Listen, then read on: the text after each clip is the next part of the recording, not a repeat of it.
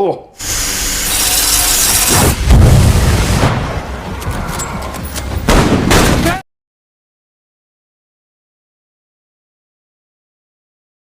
Episode ketiga ini diawali dengan diperlihatkannya Joel yang tengah membersihkan lukanya di sungai sebuah hutan 16 km sebelah barat kota Boston. Kembalinya dari sungai, Joel masih terlihat terpukul atas meninggalnya Tess di episode sebelumnya. Terlihat Joel masih enggan bicara dengan Ellie meski Ellie sesekali mengajaknya bicara. Merasa buntu dengan keadaan, Ellie pun mengingatkan Joel jika selama ini tidak ada yang memaksa Joel untuk mengantarkan dirinya dan melanjutkan misi. Ellie juga meminta agar Joel tidak menyalahkan dirinya atas yang terjadi pada Tess. Pada akhirnya Joel pun sedikit mengerti dan mereka pun agak baikan kemudian segera melanjutkan perjalanan. Di tengah perjalanan, Ellie bertanya tentang Frank dan Bill yang akan menjadi tujuan mereka. Lalu Joel menjelaskan jika dulu ia dan Tess sering berkunjung ke tempat mereka untuk melakukan barter kebutuhan logistik. Di tengah perbincangan, Ellie yang dari awal ingin memegang senjata terus saja tidak dibolehkan oleh Joel. Beberapa saat kemudian mereka berhenti di sebuah toko terbengkalai untuk mengambil beberapa barang yang pernah disembunyikan oleh Joel. No. Just zeroing in on it. Sambil menunggu Joel mencari barangnya, Ellie berkeliling toko barangkali menemukan sesuatu yang berguna. Dia melihat sebuah pintu basement dan memberanikan diri untuk memasukinya tanpa sepengetahuan Joel.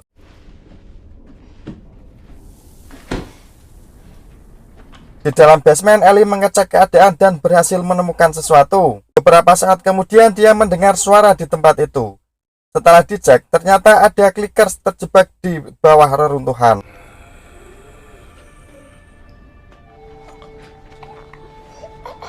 Akhirnya Ellie pun membebaskan penderitaan orang ini dengan cara menusuknya. Di sisi lain, Joel akhirnya menemukan barang-barang yang ia sembunyikan dan mulai memanggil Ellie. Ellie. Picked over my ass. Melihat Joel menyimpan senjatanya, Ellie berniat memintanya, namun menurut Joel senjata ini sudah tidak memiliki peluru, jadi sudah tidak berguna. Di tengah perjalanan, Ellie melihat bangkai pesawat di atas bukit dan karena belum pernah naik pesawat, Ellie merasa iri kepada Joel yang pernah menggunakan pesawat. Dengan besarnya rasa keingintahuannya, Ellie kembali menanyakan tentang awal mula wabah ini menyebar dan bagaimana bisa dunia ini hancur dalam satu hari saja. Joel menjelaskan jika alasan paling masuk akal ialah Cordyceps bermutasi dan tidak hanya menyerang kelompok serangga saja. Kemungkinan di suatu tempat serangga-serangga yang terkena jamur menginfeksi bahan makanan seperti tepung terigu. Lalu tepung itu dibuat roti, sereal, atau adonan kue. Lalu dijual di seluruh penjuru dunia. Hingga suatu ketika orang-orang yang memakannya mulai sakit, lalu terinfeksi dan mulai menggigit satu sama lain. Mendengar penjelasan itu, Ellie pun akhirnya sedikit mengerti asal-muasal penyebab wabah Cordyceps. Setelah penjelasan itu, Joel menghentikan perjalanan dan mengajak Ellie untuk memutar jalan karena di depan ada sesuatu yang tak seharusnya dilihat oleh Ellie. Dasarnya keras kepala, Ellie tidak mendengarkan Joel dan betapa kagetnya Ellie saat ia melihat tumpukan tengkorak di pinggir jalan.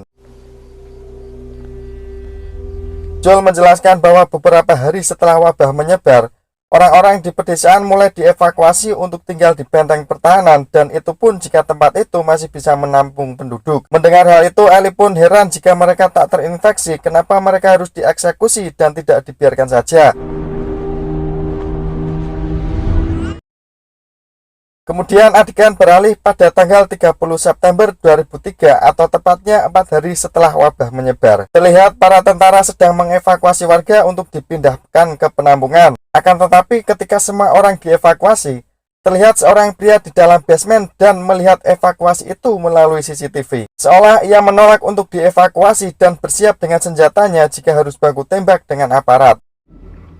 Not today, you New World Order Jack. Setelah petugas pergi bersama penduduk, pria itu mulai keluar dari persembunyiannya dan akhirnya pria bernama Bill ini menjadi satu-satunya yang tinggal di komplek. Bermodal pengalaman survivalnya, ia pun mulai mencari perlengkapan untuk bisa bertahan hidup.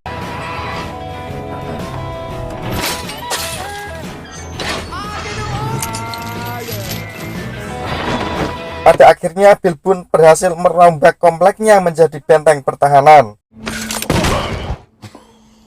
Singkat cerita, 4 tahun kemudian, Ketika Bill membuat peralatan, tiba-tiba ia mendapati jebakannya diinjak sesuatu.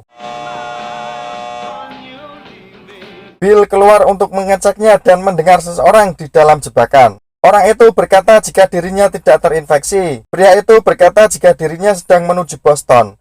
Setelah memastikan pria ini tidak terinfeksi, Bill pun menyuruh pria ini untuk pergi, akan tetapi pria ini berkata jika dirinya sangat lapar. Sambil memperkenalkan diri, pria bernama Frank ini meminta belas kasih Bill untuk diberikan makanan. Ia juga berjanji akan segera pergi setelah mendapatkan makanan. Dari sinilah awal mula cerita Bill dengan Frank yang akan menjadi pasangan beberapa tahun ke depan. Sehubungan dengan konten sensitif pada beberapa adegan Bill dan Frank, maka saya skip beberapa adegan, namun akan tetap saya usahakan tidak akan mengaburkan ceritanya.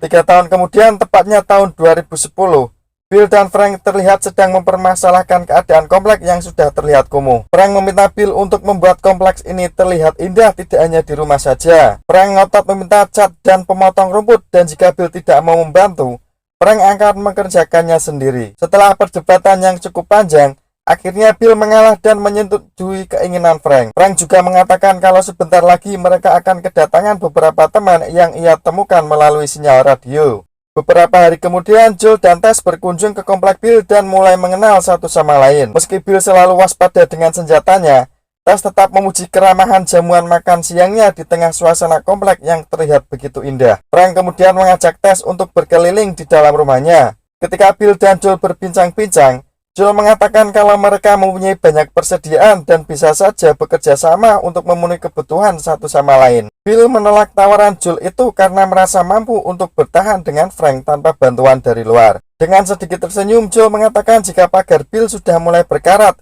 dan mungkin hanya bertahan 1 tahun lagi, dan menawarkan kalau dirinya mempunyai beberapa bahan yang bisa memperkuat pagar sampai seumur hidup Bill. Singkat waktu, ketika akan pulang, Joel memperingatkan Bill tentang ancaman dari para penjara, karena cepat atau lambat mereka pasti akan mengetahui tempat itu. Suatu hari di tengah hujan badai, persis seperti yang dikatakan Joel, beberapa penjara berusaha menerobos ke dalam rumah Bill. Di tengah kepanikan, Frank melihat Bill sedang melawan para penjara sendirian. Meski begitu, untungnya jebakan yang sudah dipasang Bill tidak mudah diterobos oleh para penjara. Setelah itu, Frank membawa Bill masuk dan berusaha mengobatinya. I made a list for you. Huh? You're here. No.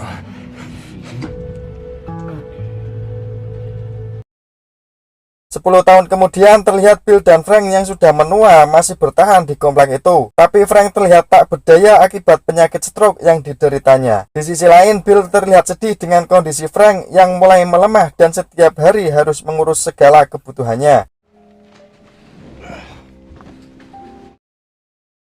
Suatu hari ketika Bill dan Frank duduk berdua, Frank mengatakan jika hidupnya mungkin tidak akan lama lagi. Frank menasihati Bill untuk tetap semangat menjalani hidupnya, karena sebelum Frank datang, Bill mampu melewati semuanya sendirian.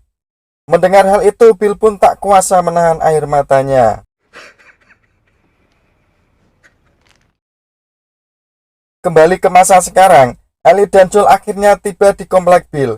Meski sudah bertahun-tahun tak berkunjung, ternyata Bill tidak mengubah kode kunci gerbangnya, dan karena Joel sudah tahu kode itu, ia pun bisa dengan mudah memasukinya. Sesampainya di rumah Bill, Joel merasa aneh dengan keadaan rumah yang sepi dan tak terurus. Lalu Joel menyuruh Ellie menunggu sementara dirinya akan mengecek keadaan. Ketika Joel kembali, Ellie memberitahu kalau dia menemukan surat yang ditulis oleh Bill. Di amplop itu tertulis jika surat ini ditujukan untuk siapa saja yang menemukannya, terutama jika yang menemukannya adalah Joel. Ellie juga mengatakan kalau Bill dan Frank sudah meninggal. Joel tak kuasa untuk membaca surat itu dan meminta Ellie untuk membacakannya. Surat itu ditulis pada tanggal 29 Agustus 2023 dan berisi bagi siapa saja yang menemukan surat itu agar tidak memasuki kamar, dan jendela sengaja dibiarkan terbuka agar rumah ini tidak bau. Dikatakan juga bagi yang menemukan surat itu untuk mengambil semua peralatan yang dibutuhkan dan kodenya sama seperti gerbang. Khusus untuk Joel, Bill mengharapkan semua peralatan itu agar digunakan untuk menjaga tes sebagaimana Bill menjaga Frank. Mendengar hal itu membuat Joel sangat sedih karena merasa tidak bisa menjaga tes.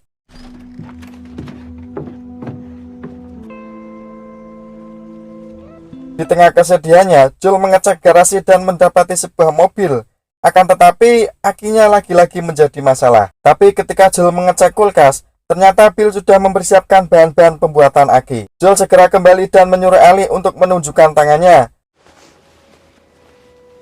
Joel kemudian mengatakan 3 hal yang mulai sekarang harus Ellie patuhi. Yang pertama adalah tidak membahas lagi tentang tes. Yang kedua, Ellie tidak boleh menunjukkan bekas gigitan itu kepada siapapun demi keselamatannya. Yang ketiga, Ellie harus nurut dalam pencarian Joel menemukan Tommy. Mereka berdua kemudian mulai mempersiapkan perbekalan yang sudah disediakan oleh Bill. Lagi-lagi ketika Ellie melihat banyak senjata, ia meminta salah satu tapi tetap tidak dibolehkan oleh Joel. Sampai Ellie membuka laci dan menemukan pistol, dia mengambil dan tidak mengatakannya pada Joel. Pada akhirnya mereka memulai perjalanan dengan kekikukan Ellie yang baru pertama kali naik mobil. Put it back. Ellie.